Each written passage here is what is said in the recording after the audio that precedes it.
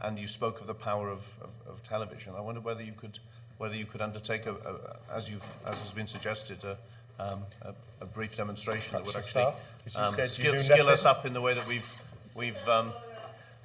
requested. While Richard is setting up, if I could just say about the children, they have when we do these sessions for children, they have absolutely no fear of technology.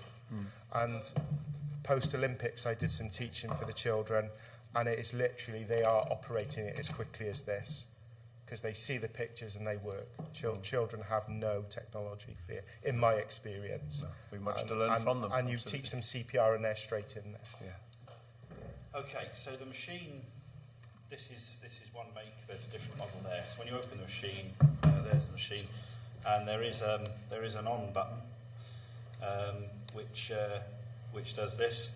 The machine comes on, and the machine will prompt you what to do. So if we open that one up, Phil, and turn it on, we can hear it talk. This one's empty, man. This is a training model. So the machine will... Unit, okay.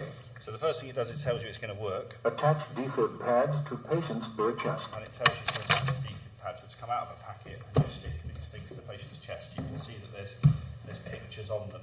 Attach defib pads to patient's bare chest.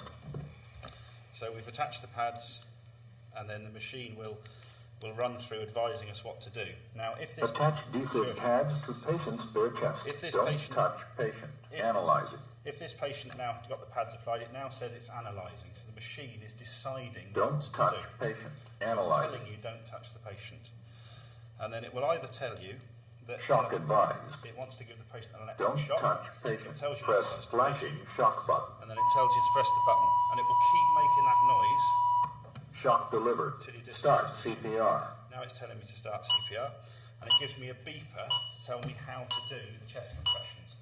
There's even a mark on the chest to tell me where to do it. And it will continue to do this now for 2 minutes, and then it will tell it's analysing again, and then it will deliver another shock if it needs to. You can hear the CPR gets quicker as the person gets more confident with it. And it will continue to do this now for 2 minutes, until such time. The gap now is for us to do rescue breaths on the patient, and then it will continue with the metronome, and then at 2 minutes it will tell me it's going to analyse the patient again, and then it will deliver another shock if that's indicated. If there's no shock at the end of the 2 minutes, then it will say no shock advised, and it will tell you to continue CPR. And that's how simple they are. This one's actually more complicated because your training ones, there's a remote control. But the real ones, there's one button, and you can see, you know, there's an on-off switch, and there's a switch to deliver the electric shock. And that's as complicated as they are. They really are designed to be dead simple to use. There's even some real simple instructions on the front cover in pictorial form for anybody who's hard of hearing or can't deal with the instructions. So these machines the signage is important. Yeah, absolutely. These machines really are very, very, very simple to use for £1,000.